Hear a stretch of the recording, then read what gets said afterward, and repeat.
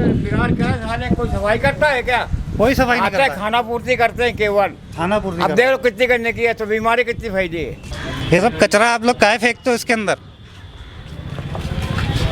चले हम कहाँ फेंके? तो क्या कचड़ा वाली यहाँ गाड़ी नहीं आती कि कोई कचड़ा डाल सके, तो हाँ, मजबूरन फेंकना पड़ता है इंसान को यहाँ पे। इस वक्त हम खड़े हैं कानपुर के चोर दरवाजे पे। चोर दरवाजे का नाम मैंने किस लिए दिया, आप सबको आज इस चीज़ से रूबरू कराएंगे, क्योंकि हमारे बहुत सारे ऐसे पत्रकार हैं कानपुर के अंदर जो ग्राउंड रिपोर्टिंग ना करके केवल और केवल बहुत ही अलग अलग चीज़ों को दिखाते हैं। तो हमारे जितने भी आला अधिकारी हैं हमारे कानपुर के, उन तक ये चीज़ें नहीं पहुंच पाती हैं। तो इन सब चीज़ों को पहुंचाने के लिए NRI भारत आ चुका है ग्राउंड रिपोर्टिंग के लिए। चोर दरवाज़ा कौन सा है मैं आप सबको आज दिखाने वाला हूँ। जो मेरे बगल में आपको ये हरे रंग का दरवाज़ा दिख रहा है, यही एक चोर दरवाज़ा। क्यों इसे चोर दरवाज़ा बोला जा रहा है, क्यों इसे चोर दरवाजे का नाम दिया जा रहा है, वो मैं आपको बताऊंगा। उससे पहले मैं आप सबको बताना चाहता हूँ, कुछ दिन पहले ही 14 फरवरी माननीय नरेंद्र मोदी जी इसी रोड पर से गुजरे थे और तब तक ये बोर्ड को नहीं लगाया गया था। लेकिन उससे पहले क्या ज़रूरत पड़ी कि इस बोर्ड को लगाया गया। तो आज इस बोर्ड की मैं सच्चाई और इसका कारण क्या है वो सब मैं इस न्यूज़ के ज़रिए लाइव रिपोर्टिंग में दिखाने वाला हूँ आपको डायरेक्ट। तो सीधा हम पहले तो आपको इस चोर दरवाजे को नाम क्यों दिया वो उस चीज़ से रूबरू करवा। हमारे पीछे आपको नज़र आ रहा होगा ये दरवाज़ा और हमारे जस्ट पीछे आपको वो दरवाज़ा, दो दरवाजे नज़र आ रहे होंगे। दरअसल मैं आपको बता दूं, इस दरवाजे का मकसद लगाने का सिर्फ और सिर्फ यही है कि यहाँ की चीज़ों को छुपाया जाए, जो कि हमारे बहुत सारे पत्रकार बंधु हैं कानपुर के, वो चीज़ ग्राउंड रिपोर्टिंग करके नहीं दिखाते हैं। इसीलिए आज ये NRI भारत ग्राउंड रिपोर्टिंग करके आप सबको इस चीज़ से रूबरू कराना चाहता है और हमारे जितने भी अधिकारी बैठे हैं उन सबको भी रूबरू कराएंगे। ये जो छिपी चीज़ें हैं उनको आप सबके सामने लेके आएंगे। ये जो मंदिर आपको नज़र आ रहा होगा,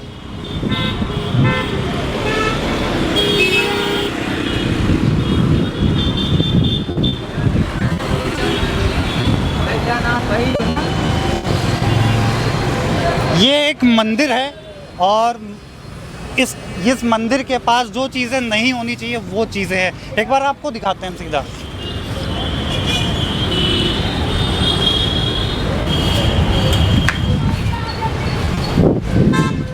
पहले एक बार थोड़ा लाइव बात कर लेते हैं। भाई साहब ये एक चीज़ हमें पता है, ये जो आपको ये दिख रहा है ये नाला है? नहर है। हमें तो लगता है कि मेरे हिसाब से नाला है। क्या करोगे? नाला है नहर है, आप ये बताओ। नहर है, ये नाला है। हम आपको तो ये नाले जैसा दुर्गति क्यों बनाया गया नहर का? आप लोग पब्लिक बनाए जो क्या बताएं? पब्लिक बनाया, तो ये आप सबको सोचना चाहिए यार कि इतनी सारी चीज़ें, कूड़ा कचरा यहाँ पर इतना फेंका जाता है। क्या करें, पब्लिक है, देखता ही नहीं, हाँ। क्या किया जाएगा। आ जाना एक बार जरा दिखाते हैं हम लाइव। और कहीं ना कहीं मेरे हिसाब से इन सब चीज़ों को नहीं दिखाया जाता हमारे कानपुर शहर के अंदर, इसीलिए आपका ये NRI भारत इस जगह तक पहुंचा है। लाइव रिपोर्टिंग आपको करके दिखाएंगे और इन सब चीज़ों से आपको रूबरू करवाएंगे कि हमारे कानपुर शहर में कहते हैं कि कचरा नहीं है, तो ये कचरा अगर नहीं है तो क्या है, इसे हम नाला समझे या नहर? बेसिकली मैं आपको बताऊं, ये जो जगह है ये एक पूरी नहर है। ये जो जगह है ये पूरी नहर है। अगर जरा सा भी कोई मिस्टेक हो जाए, किसी से कुछ भी हो जाए, इसमें इतना ज़्यादा कचरा भर चुका है, इतना ज़्यादा भर चुका है, ये ओवरफ्लो, मतलब इसके नीचे से आपको साफ़ पानी मिलेगा जो नीचे से बह के छन के जा रहा है, लेकिन कचरा इसके अंदर इतना ज़्यादा है इसके होने के बावजूद कि ये सवाल कहीं ना कहीं मेरे हिसाब से नगर निगम पे उठाया जाता है। क्योंकि जब हमारे बड़े बड़े मंत्री आते हैं तो इन सब चीज़ों को छुपा दिया जाता है ताकि किसी भी मंत्री की नज़र इस पे ना पड़े। अभी मैंने जैसा आपको बताया कि यहाँ पर मुख्यमंत्री जी का काफ़िला 14 फरवरी को यहीं पर ही पूरी भाषण देने के लिए आया था जब इनका चुनाव था। उस वक्त इस बैरिकेड और ये जो आपको टीन सेट दिख रहा है छुपाने के लिए जो लगाया है हमारे नगर निगम के कर्मचारियों ने, चाहे कोई भी हो, लेकिन उस समय पर ये टीन सेट नहीं हुआ करता था। दरअसल ये चीज़ इसलिए लगाया गया ताकि हमारे माननीय नरेंद्र मोदी तक ये चीज़ें ना नजर आए, मतलब ये चीज़ें ना देख पाए हमारे मोदी जी। तो एक बार थोड़ा कोशिश करेंगे हम जनता से भी बात करने की, ताकि इस चीज़ को हम लोग पर्दाफाश कर पाए और ज़्यादा अच्छे तरीके से इस जगह की सफाई हो पाए, ताकि थोड़ा हम आपको कोशिश करेंगे दिखाने की यहाँ पर कचरा आता कैसे है। वो तो मेरी, हालांकि मैं यहाँ से गुज़रता हूँ तो मेरी नज़र यहाँ तक पड़ गई, तो मैंने देखा कि मैंने इस चीज़ पर आवाज़ उठाने की शायद किसी ना किसी पत्रकार को ज़रूरत है। और मैं हर पत्रकार से कहना चाहूँगा कि भाई आप जितने भी कानपुर के पत्रकार हैं वो कहीं ना कहीं आप ग्राउंड रिपोर्टिंग करके अगर आप इन सब चीज़ों को दिखाएंगे तो हमारे जितने भी बड़े अधिकारी हैं, हमारे जितने भी आला अधिकारी हैं, इन सब चीज़ों पर हो सकता है कि आपकी रिपोर्टिंग को देखते हुए ध्यान ज़रूर देंगे और जो ये गंदगी है इसको साफ़ ज़रूर कराया जाएगा। मेरे हिसाब से कोई भी ऐसा पत्रकार हमारे कानपुर शहर के अंदर नहीं है अभी तक जो ऐसी ग्राउंड रिपोर्टिंग करता हो और इन सब चीज़ों को भी आप सबके सामने लेके आता हो। तो मेरे हिसाब से हमारे नगर निगम का चुनाव भी अभी हाल ही में आने वाला है, तो उनको भी थोड़ा यहाँ पर चुनाव को साइड में रखते हुए इन सब चीज़ों पे ध्यान देने की शायद कहीं ना कहीं ज़रूरत है मेरे हिसाब से। बाकी हमारी जो जनता है उनसे भी हम कोशिश करेंगे कि इन सब चीज़ों को और कहीं ना कहीं अधिकारियों तक पहुँचे, तो इन सब चीज़ों पर भी हमारी कानपुर को सफाई अभियान में लेके आया जाए। तो इन सब चीज़ों को एक बार रूबरू करवाओ और एक बार इधर लेके आते हैं, थोड़ा और आगे बढ़ते हैं कॉलोनी साइड में।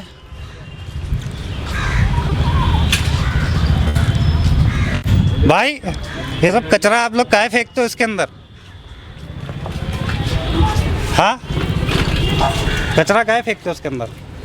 चले हम कहाँ फेंके? तो ये कचरा कौन फेंकेगा? ये सब नहर के अंदर इतना सारा कचरा कौन फेंकता है? मोहल्ले एरिया के लोग होंगे ना, दूसरा आदमी कहीं और से आके कचरा फेंका। बड़े भाई तो ये कचरा क्या हवा में उड़ के आएगा भाई? इतनी बड़ी बस्ती बड़े भाई। तो ये कभी साफ सफाई हुई है इस जगह पे नहर में? होती है भाई, साल में एक बार। साल में एक बार? तो हमारे भाई मित्र हैं यहीं के और जो ये यहाँ के निवासी हैं, उन्होंने बोला कि साल में एक बार सफाई होती है इस जगह पर, इस नहर की। छठ पूजा अभी लग, अब सफाई नहीं। छठ पूजा से लेकर बताइए क्या क्या कहना चाह रहे हैं? जब छठ पूजा हुई थी हाँ। तब की सफाई हुई थी। तो छठ पूजा के बाद बिल्कुल सफाई नहीं की गई? तो शायद मेरे हिसाब से उसके, तो आप कह रहे थे जैसा कि एक साल में सफाई होती है, तो एक साल में किस चीज़ से सफाई होती है? गाड़ी चलती, गाड़ी चलती है। तो एक साल में एक नहर को एक बार सफाई कराया जाता है। आपसे सुना कि यहाँ के निवासियों से सफाई का बिगाड़ क्या है? कोई सफाई करता है क्या? कोई सफाई नहीं करता। खाना पूर्ति करते हैं केवल, खाना पूर्ति। अब देख लो कितनी करने की है, तो बीमारी कितनी फैली है। बिल्कुल। हमारे उत्तर प्रदेश में शायद डेंगू के सबसे ज़्यादा मरीज दूसरे नंबर पे कानपुर शहर में ही पाए जाते हैं।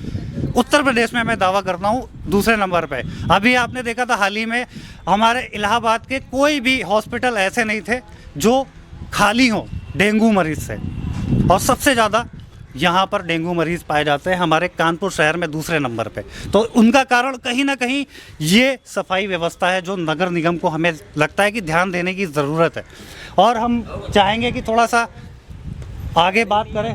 हाँ, क्या कचरा वाली यहाँ गाड़ी नहीं आती कि कोई कचरा डाल सके, तो मजबूरन फेंकना पड़ता है इंसान को यहाँ पे। तो क्या कर सकते तो आप लोगों को ध्यान देने की जरूरत है ना कि आप ये नहर है, साफ सफाई रखने की जरूरत है। मना कर सकते, किस किस को मना करा जाए? जब गाड़ी नहीं आती कचरा वाली तो ये क्या करे? पब्लिक कूड़ा कहाँ ले जाएगी? तो इनका कहना है कि यहाँ पर कचरा वाली गाड़ी नहीं आती, जबकि हमारे नगर निगम की व्यवस्था के हिसाब से जगह जगह पर गाड़ी भेजी जाती है। ऐसा कोई नहीं आता है, कोई गाड़ी नहीं आती, कोई कचरा, कोई तो हो गया हम रहते 10 साल हो गया, 10 साल हो गया, एक दिन नहीं गाड़ी गए अंदर, तो एको दिन गाड़ी नहीं गई है। और कचरा व्यवस्था पे शायद हमारे हिसाब से खासकर ध्यान देना चाहिए हमारे नगर निगम को। और जो अभी चुनाव उनको तो एक साइड का मुद्दा है, बाकी एक बार हम चाहेंगे कि यहाँ पर ये बोर्ड वगैरह लगाए, ये ज़रा इन पे भी एक बार फोकस किया जाए। ये हमारे निराला नगर के वार्ड 7 के अनिल यादव जी हैं, है ना। प्रचार के बाद अनिल यादव जी को मैं ये भी कहना चाहूँगा, प्रचार करना ही सबसे बड़ी बात नहीं होती है, इन सब व्यवस्थाओं को दुरुस्त करना भी बहुत ज़रूरी है।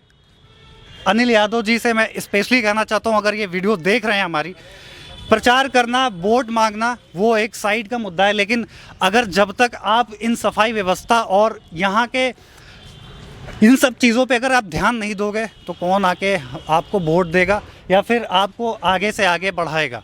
तो शायद मेरे हिसाब से अनिल यादव जी को मैंने गुजारिश की है, यहाँ पर इनके बोर्ड लगे हुए हैं वार्ड 7 से, निराला नगर से, ये शायद हमारे जो भी हैं मंत्रीगण। बाकी हम चाहेंगे कि इस जगह पर खास कर ध्यान देने की ज़रूरत है। यहाँ का पानी एकदम साफ़ है, लेकिन उस जगह का पानी एकदम पूरा मतलब कचरे से ओवरफ्लो हो गया है, पानी से ओवरफ्लो नहीं हुआ है। तो ये पानी कभी भर भी जाता, कचरा जमा होने के बाद पानी ऊपर आ जाता होगा। ऐसा हाँ। समझ के हम 2 दिन तो भर ही जाते, कुछ नहीं आते। 2 दिन में पूरा पानी सड़क पे। पूरी नल छोड़ते हैं पूरी, हाँ। पानी निकल पाता, सब ऊपर जाता है उतर आके, अच्छा, यहाँ निकलना मुश्किल हो जाता है। तो थोड़ा आंटी से भी जानकारी लें। अच्छा, ये पानी आंटी ये पूरा ऊपर आ जाता है, पूरा ऊपर आ जाता है पानी, तो आप लोग को दिक्कत नहीं होती है, समस्या नहीं होती? पानी जब ऊपर आ जाता है कैसे आप निकलते होगे, कैसे रहते होगे इधर? मतलब आप लोग कैसे न रहते होगे पानी? तो अभी शायद क्या कह रहे हैं चाचा? पानी में जा निकले तैर के, नालियाँ पानी जाती हैं वहाँ। तो यहाँ पर शायद मेरे हिसाब से तैर के चाचा कह रहे हैं कि यहाँ पर निकलना पड़ता है। तो इन सब चीज़ों पे मेरे हिसाब से बहुत ही ज़्यादा ध्यान देने की ज़रूरत है। और मैं काफ़ी समय से यहाँ से गुजर रहा था, तो मैंने सोचा कि इस जगह पर मुद्दा उठाना चाहिए, ताकि हमारे जो भी आला अधिकारी, बड़े नेता हैं और जो भी हमारे नगर निगम के कर्मचारी हैं, उन्हें इन सब चीज़ों पर ध्यान देने की ज़रूरत है। और आगे हम लोगों का जो कानपुर है स्वच्छ होगा और बीमारी मुक्त। की खबर के लिए इतना ही। NRI भारत में आपको ऐसे ही ग्राउंड रिपोर्टिंग मिलती रहेगी। कैमरामैन सम्राट के साथ अजय।